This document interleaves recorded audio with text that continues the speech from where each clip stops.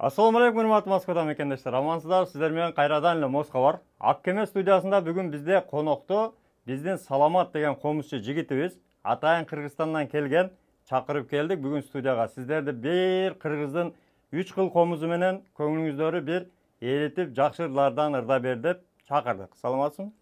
Assalamu alaikum. Алейкум ассалам. Иштер жакшыбы? Жакшы.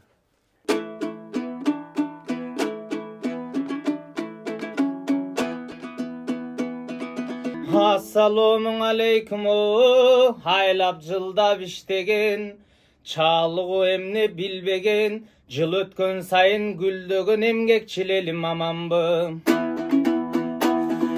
Күн түн дебей иштеген, күйүгүң эмне билбеген, күн өткөн сайын гүлдөгөн күйүмдү журтумду аманбы. Халкыма айткан саламды, бөлөгөн нурга калааны, чакырган мендей баланың агама айтпай каламбың, агатайым аманбы. Бале аманбыз.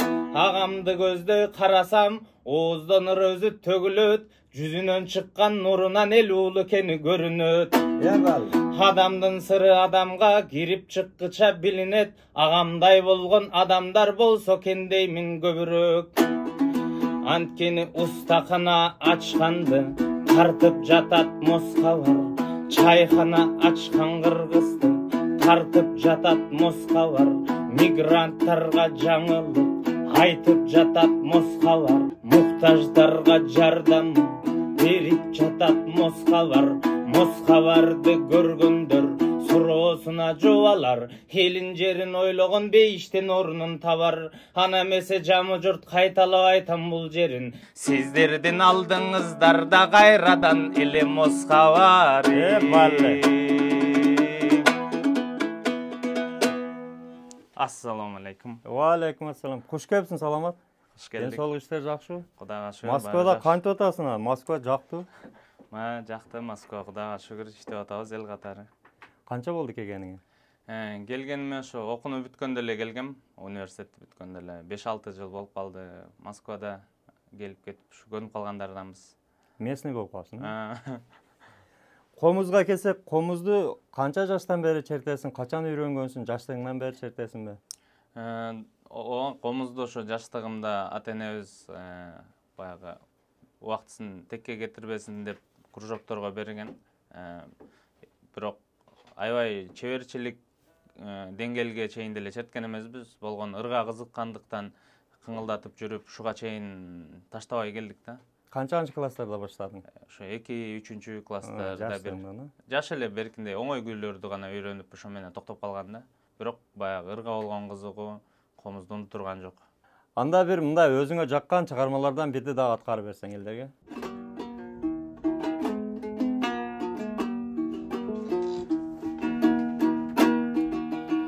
Элесиңде карап турсам сүрөттө, эске түшөт көлдүн жеги гүл өскөн. Эсиңдеби кечиндеги сырдашу,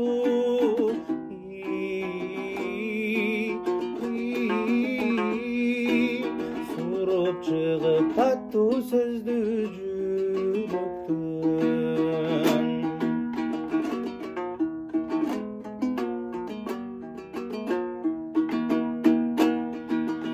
Жүрөгүмдү сүйү турса чыдатпай, жүзүң жарык балбылдаган чырактай. Суктандырдың, сусаттырдың кайрадан.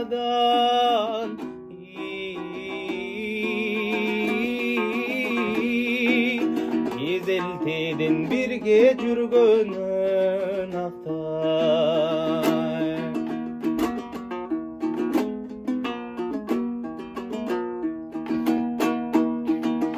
Сансыз жылдыз бизди гана карашат,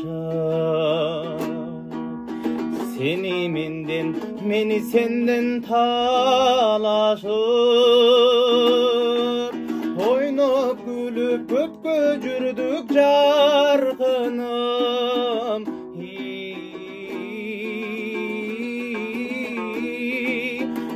Belki çekti appak bulup tanıdım.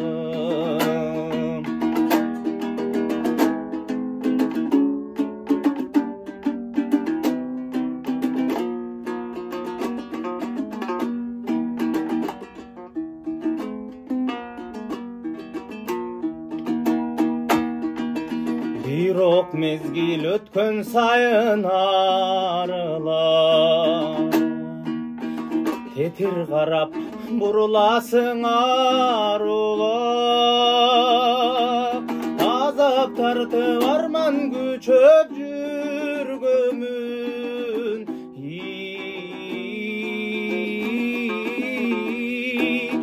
yüreğimde süyümenin darılap.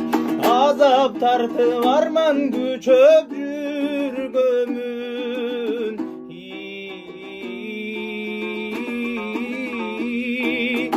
yüreğimde ümit menen darılap.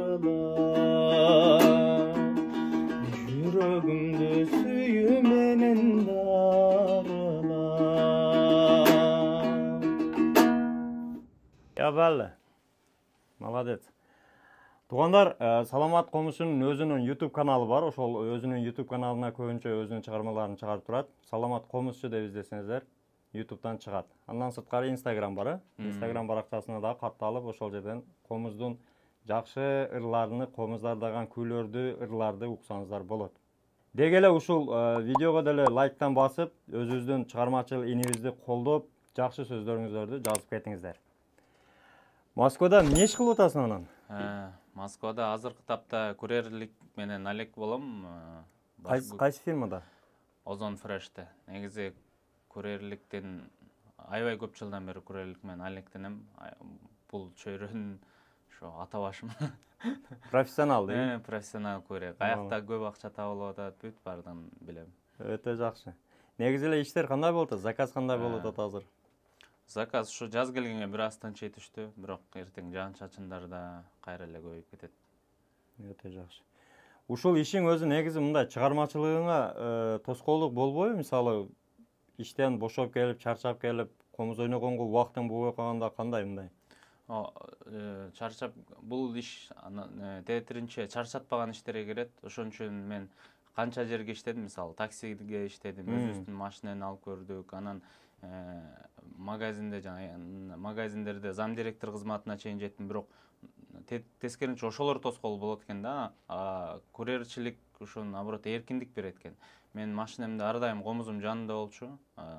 Ошо сиздер менен таанышып калганымдын себеби деле ушу бир устаканага баргам. Анан устаканага барсам, машинең өтө татаал экен деп проводкасынан кеткен экен. Жазабайбыз дегенден комузумду машинадан алып чыгып, чертип берип, анан ошентип жана Чыңгыз Шер каналы менен таанышып калгам.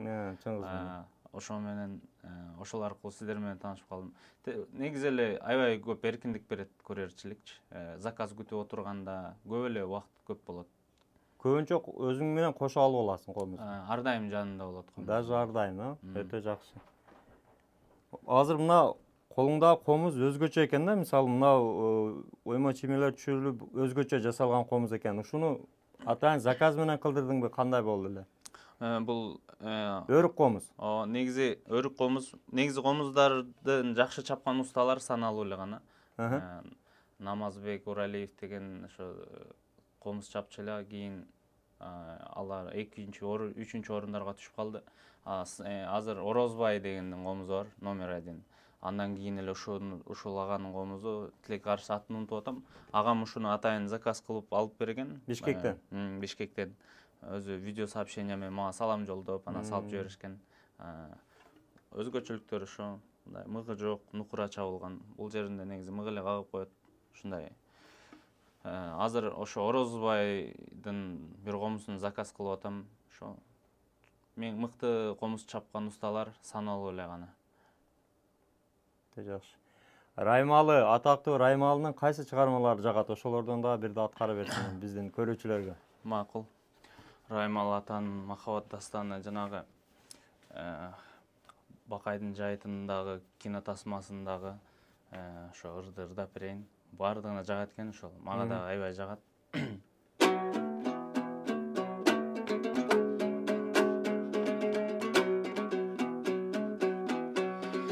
Ayıptan gana faydaң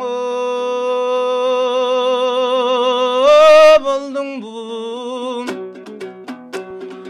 Karlı kaç müçü çırağım kadırlap uçuraşkanğa kanagat kılıp turamın. Evine gelgen ekensin esil kocaştı kuvagım. Ukansıp kaldım önünden karagım kazaktın mültüre bulağım. Cılacın kanasın duğa o dobuşum. Cıluluğun bilgizgen canında turgan adamdın canına kuvat kirgizgen. Toktop kalgan yürekti toktosuz kayra жүрgüzgön. Togülünde açılgan uşol totili kuşum sen kimsin? Burala basıp gülgeninde belestin kızıl gülünde. Avazın seninle sonun buragan ergen dövününde. Kay yerden ölü öskönsün arağım burada bilinbey. Hemi sen kimsin atın surayın ata teginden uğayın. Atağın kim aylın kim atalar aytçu dayının kim. Sözü çuğun ulantar sök tamır gaynın kim. Huruğun kim tengin kim uğayın aytçı jönün kim. Kasında boğan aytçı sadaga degi talpıntkan eli jerin kimi.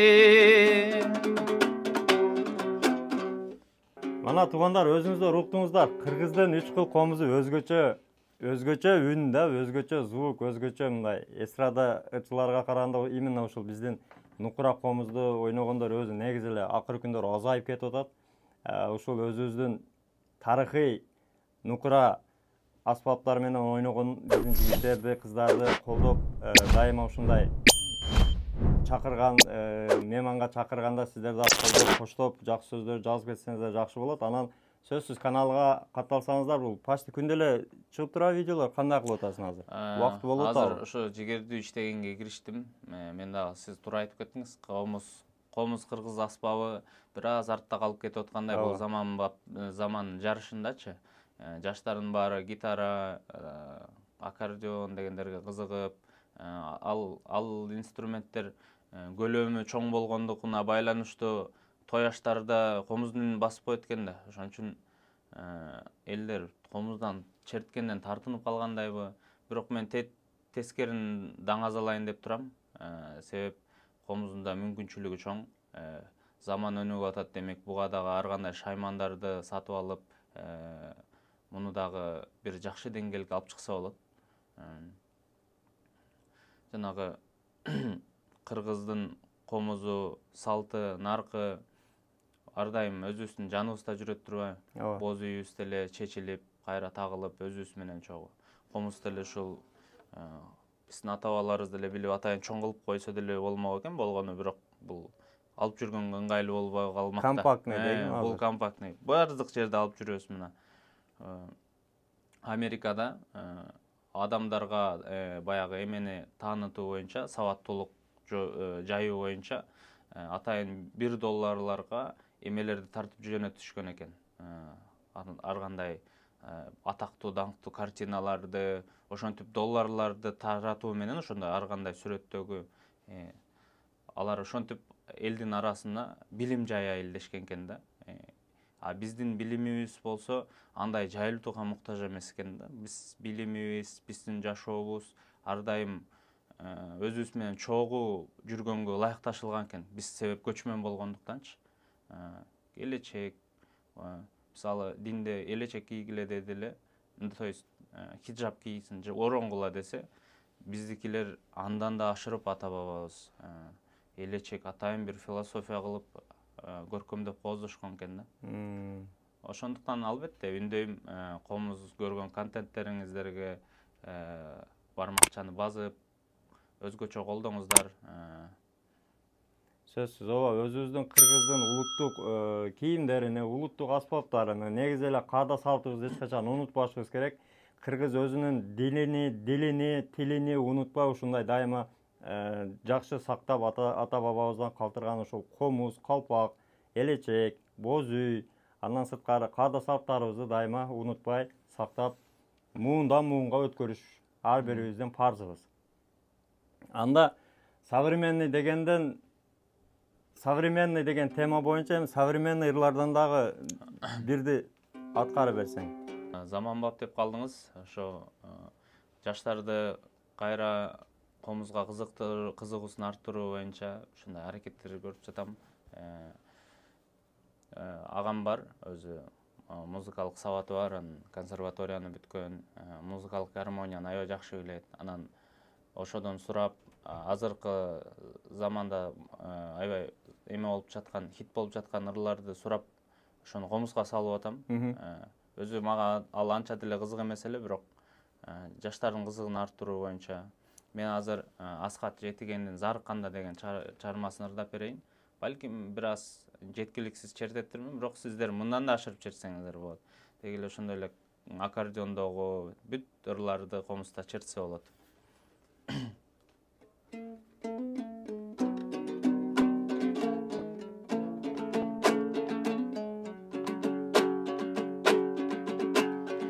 Ажарың аңарбалып, дидарың азарланып, Унганып ырырдадым, булбул кушкан айланып, кыйноо салган кылыгың кызгалдактай буралып, күн кечке созомобон күкүк болуп үн салып, ой, үн салып.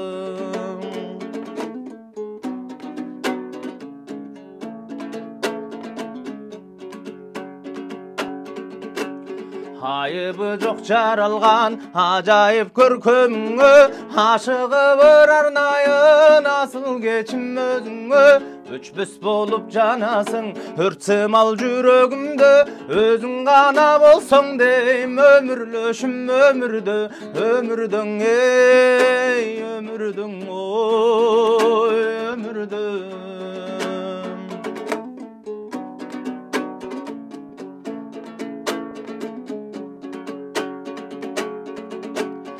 Алтыным чыга калсаң, айсымал күндө жаркып, арзум күчөйгөн сайын ал олойм сага тартып, гүлмүңдөп чыга келсең, күндөй жаркып таңдагы, суктантат бүткөн боюң, сулуулугуң андагы, андагың эй, андагың ой, андагы. Andağın ey, andağın oy, andağın. Балли. Кандай гана мукам үн, Комуздун өзү негизи эле үнү, жаңырышы дайыма кулакка уккулуктуу жакшы аспаптардан да. Москвада жүрүп, ушул өнөрүң менен мисалы элге чыгып, кандайдыр бир талантыңды тартуулап, ушул өнөрүңдү улантып, Москвада уланта турган мындай пландарың барбы? Байке, негизи булса эменин башы, ойдун башы ушундан келди. Негизи өзүм үчүн гана ырдап жүргөм, анан бирөөнүн алдына чыгып ырдагандан тартынат элем. Мен негизи мүнөзүм ошондой экен, бирөөнүн алдына вообще мындай ийкемим жок да. Жана Курманжандатка айтат эмес буласына. Кантейин, сен да бир хандын тукумусуң деп. Биз ошо өзүбүз кичинекей болсок дагы текеберлигибиз чоң болгондуктан иши кылып бирөөнүн алдында ырдай албаганбыз. Анан азыр ошол ойлорду жеңип, эл алдына ырдайын деп чечтим. Негизи жакшылыкты ашырбаса, жамандык ордун ээлейт экен да. Ошон үчүн мисалы TikTokто деле азыр өзүңүз көрүп аткандай канчалаган жиндилер чыгат. Түндө сага келем, билем кайдан кетем дейт. Эми эгерде жакшылык ишти ушинтип өтөсүнө чыгарып, айметпезе жаман нерсе толуктайт экен. Ошого аракетим ушундай. Анан байкем дагы, жанагы менин чөйрөм дагы бир аз сен мындай деңгээлде эмес, сен башкача деңгээлде чыкпайт белең деп эметип атышат мындай. Эметипчи мындай. Мен ушундай деңгээлден баштаганыма мындай мени татыксыз көрүпчү. Дароо эле ыр жаздырып баштабайсыңбы депчи, бирок ошолорго бардыгына айта кетейин, мен анчалык ырчы эмесмин биринчиден. Мен атайын өтө колжутуп ырдай турчу ырчыларга кирбейм. Болгону менин ордум ушул деңгээлди ээлеп койсом деле максатыма жетем. Негизи эле Саламаттын айткан сөздөрүндө чындык бар. Себеби чыгармачылыкта дайыма аракет менен, дайыма ушундай албан ийгиликтерге жетиш үчүн аракет болуш керек. Азыр эми Саламат эле жаш жигит буйруса келечекте өзүнүн жеке чыгармаларын дагы угабыз деген тилектерибиз бар. Буйрса. Анда биздин көрүүчүлөргө дагы бир мукамды бир жактырган ырларыңнан аткарып берсең. Макул.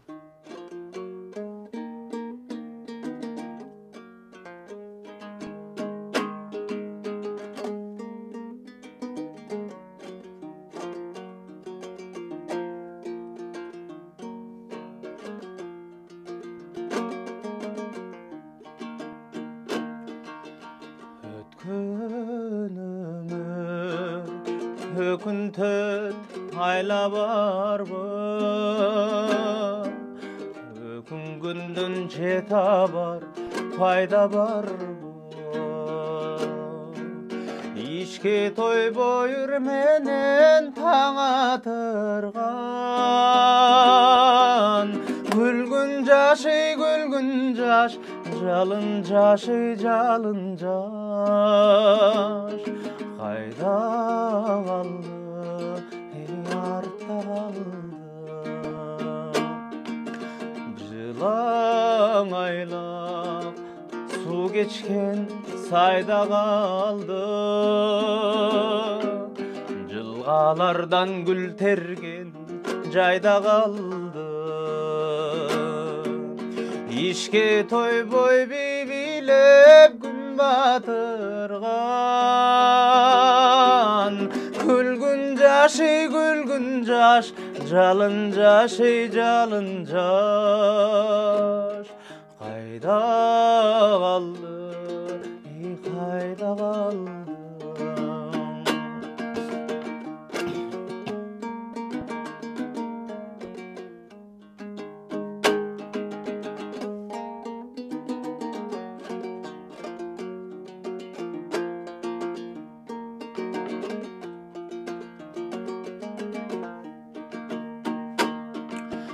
Terite sendeki çoktun demin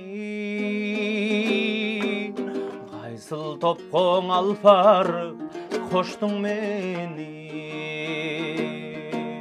Ayrılgım yok ayrılmaz kargamda yok Hoş bol menin altınım Hoş bol jalın jaştığım Hoş bol emi Ay hoş bol emi Ayrılgım yok ayrılmaz kargamda yok Hoş bol menin altınım Hoş bol jalın jaştığım Hoş bol emi, ay hoş bol emi.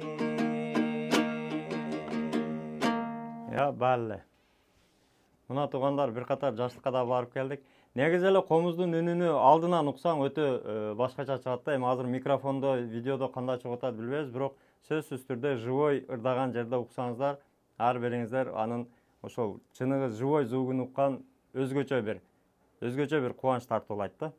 Албетте, мен да ошол жөнүндө айттым, бардыгы кайсы инструментти укпасын, баары бир наушниктен угат. Ал жерде звук оригинальный эмес, ал имитация да. Ошону угушат. Комуздун биздин табият ушул комуздун оригинал звугуна тарбияланган да. Ошого чын эргип алат көбүчү. Ай деп мынтип демигип кетишет көбүнөсөчү. Өткөндө биз дагы ошол YouTube блогерлери, Москвадагы блогерлер болуп чогулуп, Саламатты чакырып ошол жерде чай ичип, чайлашып отуруп, сүйлөшүп, ушул комуздун укканбыз, өтө жакшы эс алып келгенбиз. Саламат азыр эми мындай Москвадагы турмуш, жумуш жөнүндө да кичине айта кетсең, азыр рейдтер кандай болуп атат? Именно мына курьерлерди көп тосуп атабы, кандай болуп атат? Документ маселелери кандай болуп атат? Азыр ага мен байкагандан баягы коркконго кош көрүнөт эле болуп атат да. Баардыгы эле ушул жөнүндө сүйлөп атышат, бирок баягы өзгөчө деле рейдти көргөн жокпуз. Баягы биринчи күнү жаңылып өздөрү ошондой кылып алышты. Мындай аябай начар настройдочу. Биринчи күндөрү гана мен байкадым. Антпесе жашоо күндөгүдөй эле өтүп атат. Аябай өкүнүчтүү ошондой болуп кеткени, бирок ал биздин ишке, жумушка эч кандай залакасын тийгизген жок. Документтер жакшы элеби? Таза. Документтер таза. Мен дагы кычап ошол күнү регистрациямды күтүп калдым. Бир жума келбей, аябай регистрациялар кеч келип атпайбы? Негизи кечигип аткан. Ошондо аябай бушайман жеп кеттим да. Ишке чыкпай койсоң да болбойт, үйдө жатып алсаң да болбойт. Ошондо мындай бир аз бушайман жеп кеттим мен дагы. Бирок бир дагы бирөө тозуп эметкен жок. Жакшы эле? Аябай жакшы. Элдин деле настрою жакшы. Жанагы жаман видеолорго караганда поддержка видеолор наоборот көп. Мен ошондой нерсени көп байкадым. Себеби баягы акыркы Ислам деген инибиздин андан сырткары дагы Русланбы дагы ошондой бир жигиттерибиз жүрөт, баатырлар. Ошолор кыйла Кыргыздын кадыр баркын кыйла көтөрүп койду. Албетте. Мен дагы ошол эле учурда жана тажик улутундагы балага аябай баа бердим. Жарым саат бою бир жарадардын жаратын полотенце менен базып алып жаткан экен. Ошого дагы баа бердим. Негизи эл бизди туура эле кабыл алат жана бизге көз каранды сыяктуу, муктаж сыяктуу бизге бир эмелери бар, сезимдери баары өчпөйт. Себеби биз бул жакты ишин алдыга жүргүзүп аткандарданбыз да, балким ылдыйкы эме деңгээлде болсо дагы баары биз аркылуу алар чоңураак иш менен алек болуп атышат. Мына туугандар, бөтөн жерде айрыкча өзүңүздөргө салык документтерге так болуңуздар. Эгерде таза регистрация керек болсо 8936 111 7911 жигиттер жардам берет. Баягы эле 1 жылдан бери сиздерге реклама кылган бир эле жалгыз номер бар. Андыктан кайрылсаңыздар болот туугандар. Анан комузду үйрөнөмүн деген, мисалы азыр биздин көрүүчүлөр комузду үйрөнсөм канча айда үйрөнөм, канча жылда үйрөнөм же канча күндө үйрөнөм деген суроолор болушу мүмкүн да.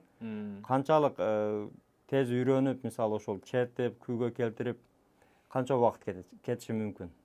Менин досторум бар. Досторум дагы ушундай эрги угат эле. Мен анан жаштык кылып алардын суроосуна туура эмес жооп берип коюп турмун. Азыр учурдан пайдаланып айтып коеюн. Албетте комузду үйрөнсө болот.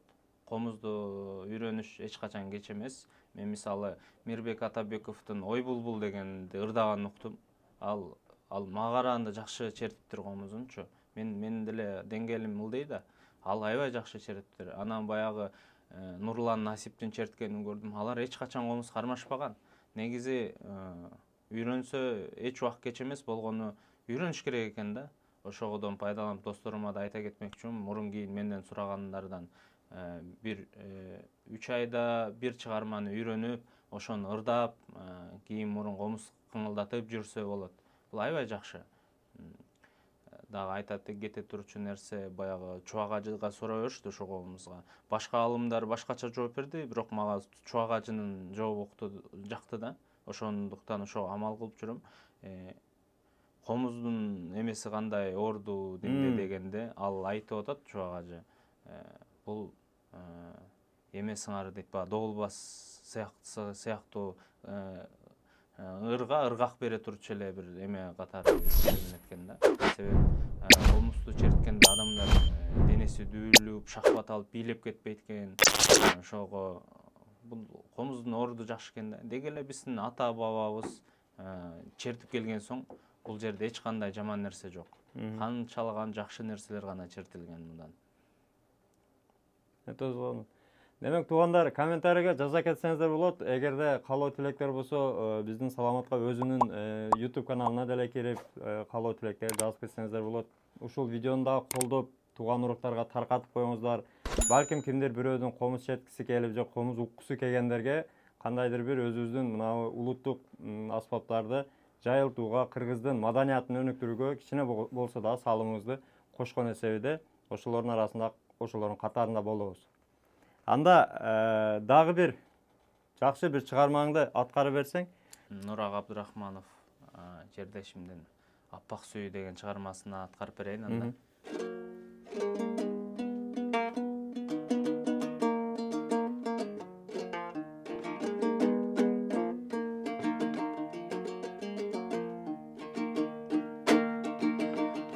бабалардан қалған тұрмыш ырғағы, бұл жашоонун көркү көңүл ачууда. Ömür şаңың көп бізге тең ұртоғай, сен туш болдың жаным көңіл назына. Sensiz көркө келмей, жазғы тентек желдей сансыз күндөр өттү, басың ирмемдей. Bilçi canım bilçi, can düğünüme girçi, seni gütkön bakıt eşigi ay açıp bergende. Bir berilgen şattığın ömürde, gir ketmesin aru göңülgө. Бұл жашоодон өкүнүлөр аз болор ай, акуу мисал сүзсөк жаштык көлүндө.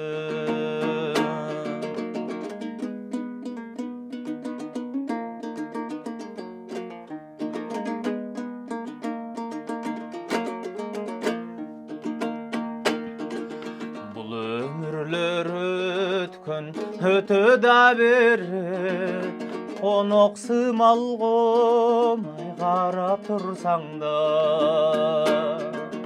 мақсаттардың сересінен ұмтылып ай жылдызға сербеп қолды ұсынсаң да.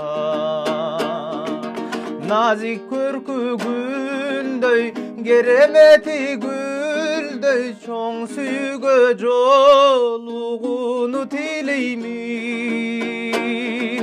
Көңүл наркы бизден, майдаң адам майда сүйгөндөй, ай майда сүйбөйлү. Чындык ошол жашоо шартындай, эмне жетсин бик арзуго. Мен да саган аппак сүйүп берейин ай, сен да мага аппак сүйүү тартуула. Мен өзүмдү сага бүтүн берейин ай, sen de özüңdү мага бүтүн тартуула.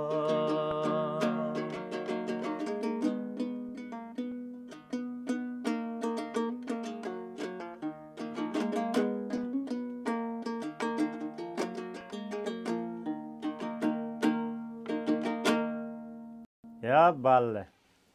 Мына туугандар, жашоо турмуш өзгөрүлө турбайбы дегендей.